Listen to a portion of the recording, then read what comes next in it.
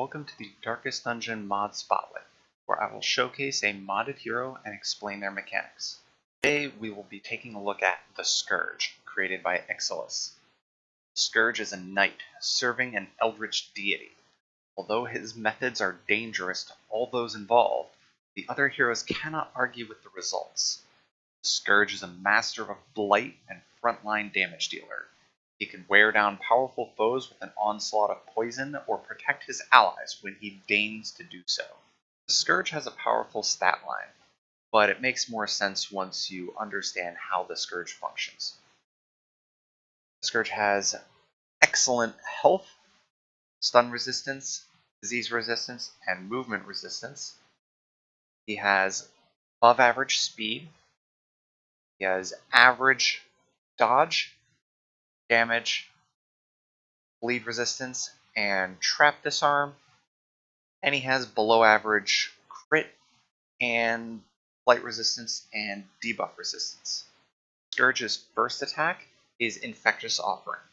It can be used against the front 3 positions of the enemy team.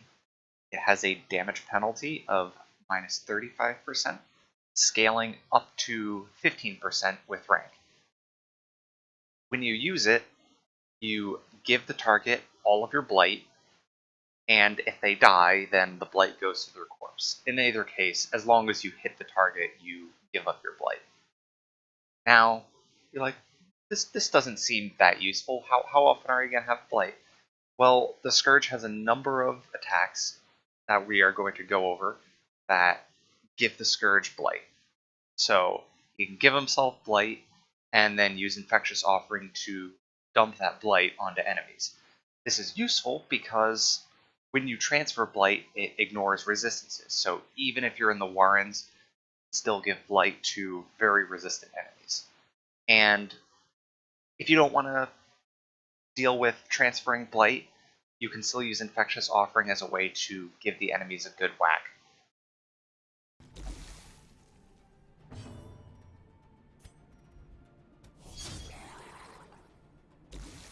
Scourge's second ability is Noxious Rays. It hits the front 2 targets of the enemy team. It has a pretty low accuracy of 75 to 95. This is the same as like the Leper's Hue. And it blights your targets for 2 points for 6 rounds, up to 4 points for 6 rounds at max rank. And it blights yourself for 2 to 4 points for 6 rounds as well. Note that the self-blight chance is 200%, so you're not going to resist it under normal circumstances.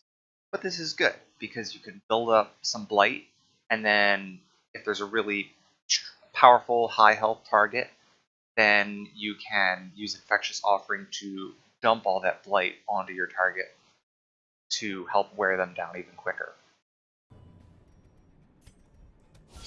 Well struck. The Scourge's third skill is Excoriate. It hits the front 3 positions of the enemy team, all of them. It does very little damage, only a couple points, unless the enemies are blighted. Any blighted enemies take 150% to 350% additional damage.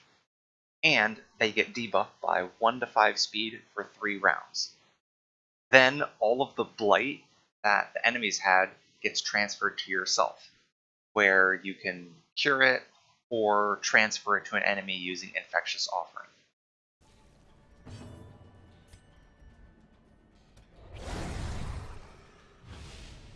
The Scourge's fourth ability is Abyssal Havoc. You can only use it once per battle. It targets any position on the enemy team. It has high base accuracy. It has a 10-12% crit modifier.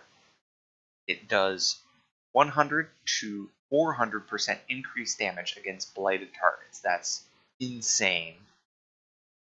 But you blight yourself for 2 to 4 points for 6 rounds, as his usual self-blight. All of your allies get stressed out by 2 to 4 points, and they get 1 point of horror damage for 1 to 5 rounds, scaling with rank. This is a great way to just blast a boss, or some other powerful enemy like a swine tar, but then you're going to have to deal with that extra stress that your allies built up.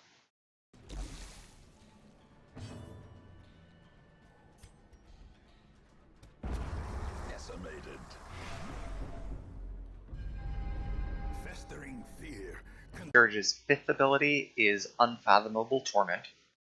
You can only use it once per battle, just like Abyssal Havoc. It hits all enemies, and it has high accuracy as well, but it does very little base damage. However, it blights all enemies with a 500% chance for 2 to 6 points for 6 rounds. Great way to spread a lot of blight really quickly. However, you blight yourself for 2 to 4 for 6 rounds, and you blight all your allies for 4 to 6 points for just 1 round. So you're going to do a little damage to your own team, but you put a lot of blight over the enemies in just one attack. Because like six points of blight for 6 rounds over 4 targets, that's more than 100 points of damage. That's pretty crazy.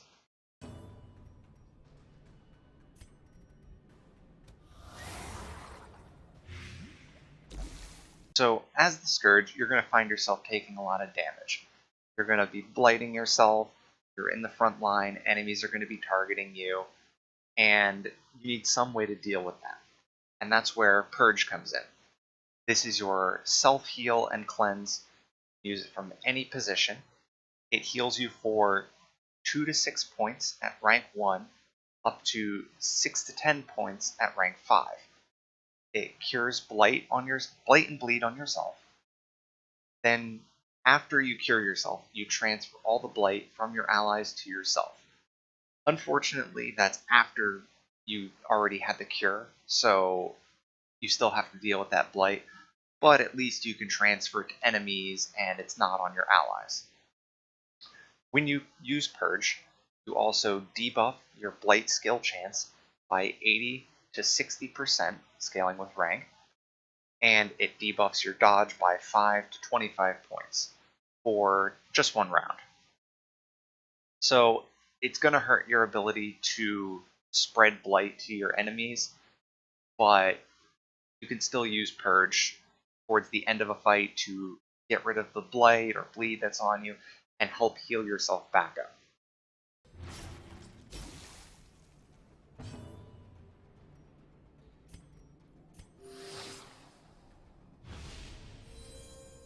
Scourge's final ability is Deathlok. It can only be used from the front 2 positions. Blight yourself for 2 to 4 points for 6 rounds. You guard all your allies for 1 round, and once you get Deathlok to rank 4, you guard all your allies for 2 rounds. You buff your protection by 10 to 30% for 2 rounds, but you debuff your damage by 80 to 60% for 1 round, and you debuff your blight skill chance by 80 to 60% for 1 round. So you can protect your allies, but you're going to hurt your offense for a little bit. Still, against dangerous encounters, you can use Deathlok to put all the attention on the Scourge, and then just try and weather the storm using Purge while your allies focus on killing the enemies.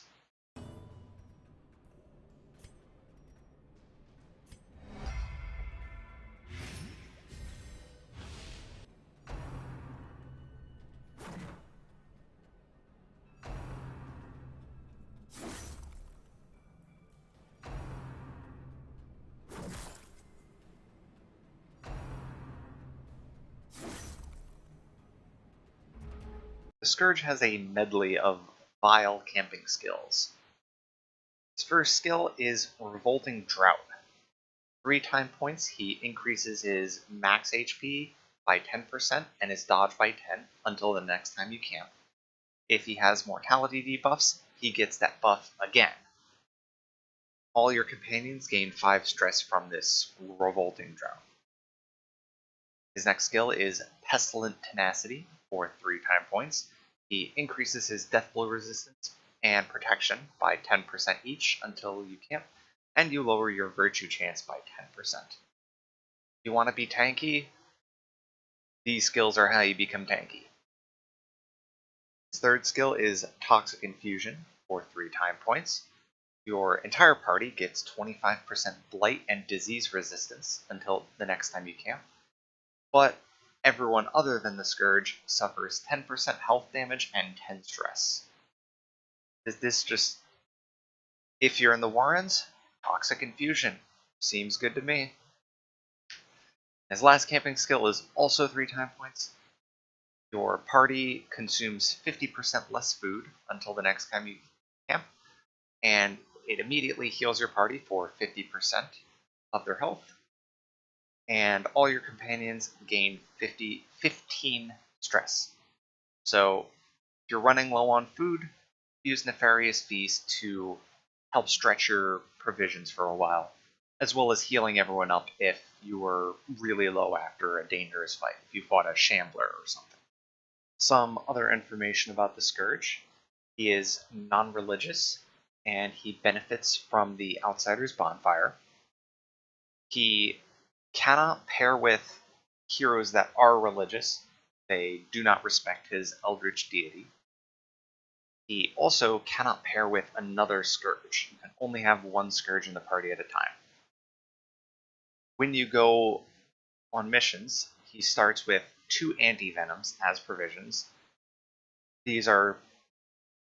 The idea is that you can use the anti-venom to clear off the blight that he infects himself with if you don't have an opportunity to remove it with Purge or Infectious Offering before the battle's over.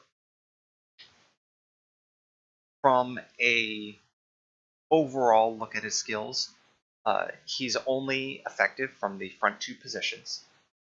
The only skill he can use from the back 2 is Purge. He has no way to move himself forward using his skills. His base move, he can only move forward 1 square at a time. And the good news is his movement resist is pretty high, but if he does get shuffled to the back, it's pretty bad. He needs either a little help to get to the front, or you're going to be spending a lot of time trying to move him up. The typical skill setup that I found myself using a lot was Infectious Offering, Noxious Rays, Purge, and Deathlok. This allowed you to start every battle with Noxious Rays or Deathlok if the enemies were particularly dangerous. Then you use Infectious Offering to give whatever target is the healthiest a little more blight and damage. And then you spend the rest of the fight recovering with Purge or Deathlok to just wrap things up. You can take off Deathlok and take Excoriate for a more aggressive build. So you can Noxious Rays and then Excoriate to do heavy damage to the front 2 enemies. But then you still need to make sure you have time to use Infectious Offering or Purge to dump the blight. You could, instead of Excoriate, take Abyssal Havoc to do heavy single target damage, or Unfathomable Torment as a method of spreading blight to all the enemies. In conclusion, the Scourge is an effective frontline hero. He doesn't deal a lot of damage quickly until the enemies are blighted. However, his high durability and his ability to rip through high protection enemies is valuable indeed.